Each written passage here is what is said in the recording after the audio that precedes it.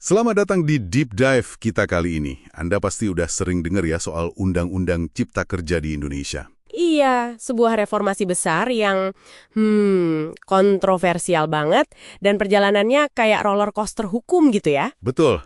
Nah, hari ini kita mau fokus ke babak paling baru nih, dampak putusan Mahkamah Konstitusi atau MK nomor 168 tahun 2023. Ini penting banget karena putusan ini mengubah lagi beberapa aturan main krusial dalam UU Cipta Kerja, terutama yang langsung nyentuh Anda ya kan? Baik sebagai pekerja, mungkin juga pengusaha. Oke, analisis kita kali ini sumbernya dari laporan mendalam yang mengurai saga legislasi ini. Dari awal tujuannya sampai putusan-putusan MK yang terus membentuk ulang lanskap hukumnya. Jadi, misi kita hari ini adalah membedah perubahan-perubahan kunci ini buat Anda. Kenapa sih ini signifikan? Terus, apa artinya buat tarik-menarik antara katakanlah kepentingan ekonomi dan hak warga negara di Indonesia sekarang? Mari kita bongkar bareng-bareng. Sip, kita ingat dikit dulu deh. UU Cipta Kerja ini kan ambisinya gede banget ya. Gede banget. Tujuannya menyederhanakan 78 UU sektoral sekaligus. Pakai metode omnibus. Nah, itu dia metode omnibusnya itu. Harapannya sih bagus ya, buat genjot investasi, buka lapangan kerja. Tapi metodenya itu sendiri udah jadi perdebatan dari awal kan? Soal landasan hukumnya gimana gitu. Tepat sekali. Puncaknya yaitu tadi, putusan MK 91 tahun 2020 yang menyatakan UU Cipta Kerja ini inkonstitusional bersyarat. Kenapa itu? Penyebab utamanya proses pembentukannya dinilai cacat formil.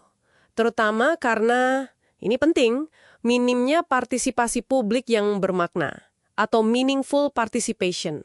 Ah iya, isu partisipasi itu ya. Betul.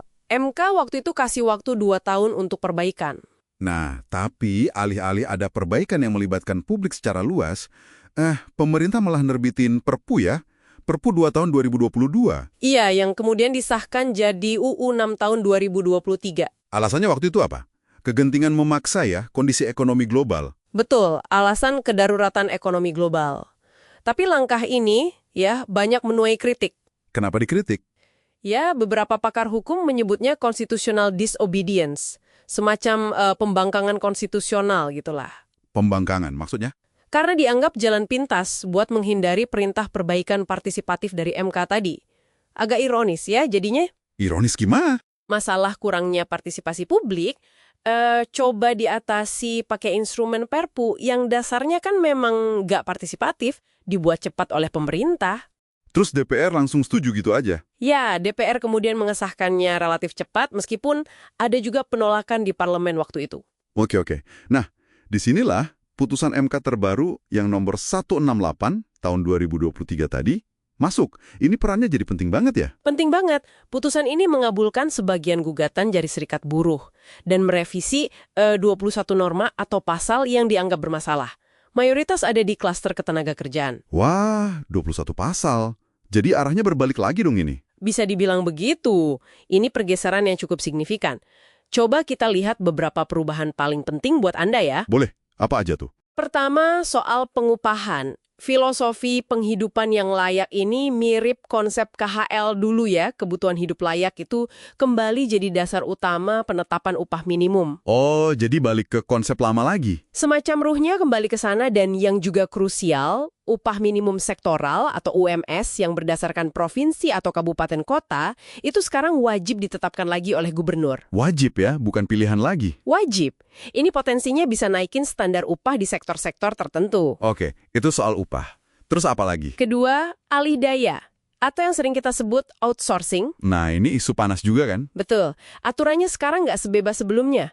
Jenis pekerjaan yang boleh di-outsource itu dibatasi dan harus ditetapkan secara spesifik oleh Menteri Ketenagakerjaan. Jadi nggak bisa cuma diatur luas di peraturan pemerintah PP gitu aja ya?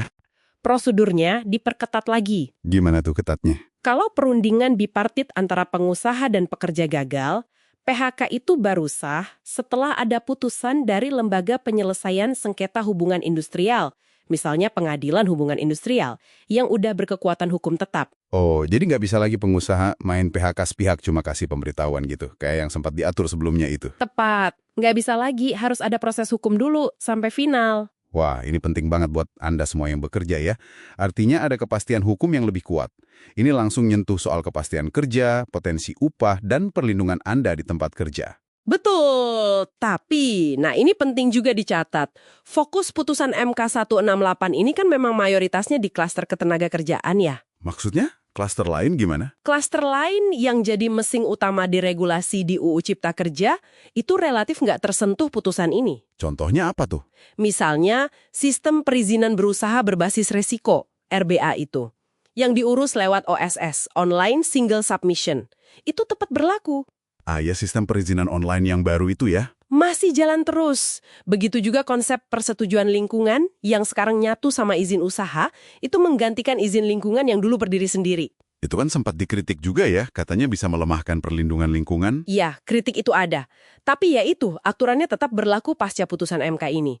Termasuk juga soal kesesuaian kegiatan pemanfaatan ruang, KKPR, dan bank tanah. Itu juga nggak diubah. Wah, jadi unik ya, UU ini sekarang kayak hibrida gitu. Di satu sisi lebih melindungi buruh, tapi di sisi lain deregulasi besar-besaran di izin dan lingkungan masih lanjut. Persis. Bisa dibilang UU Cipta Kerja ini jadi kayak berkepribadian ganda. Ini insight penting mungkin buat Anda. Potensi friksi baru bisa muncul nih, antara pemulihan hak buruh sama upaya percepatan investasi yang mesinnya masih jalan kencang di sektor lain. Terus gimana dong kelanjutannya? PR besarnya apa sekarang? Tantangan terbesarnya sekarang itu harmonisasi. Ada puluhan peraturan pemerintah PP turunan yang udah dibuat kan untuk UU Cipta Kerja versi sebelum putusan MK 168 ini. Oh ya, PP-nya udah banyak banget ya. Nah, PP ini semua harus segera direvisi, biar sejalan sama kondisi hukum terbaru pasca putusan MK.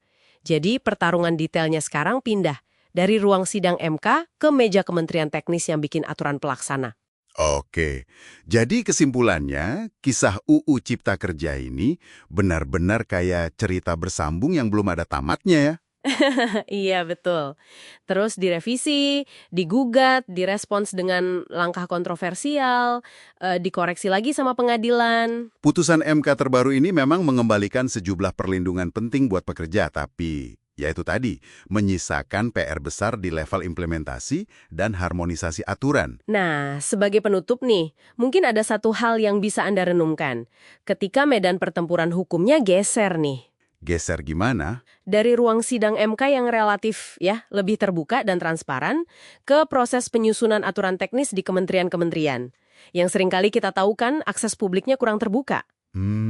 Iya juga ya. Itu bisa benar-benar terwujud dalam detail-detail aturan pelaksanaannya nanti. Pertanyaan yang krusial banget ya untuk kita pikirkan bersama ke depan. Oke, terima kasih sudah menyimak deep dive kita kali ini.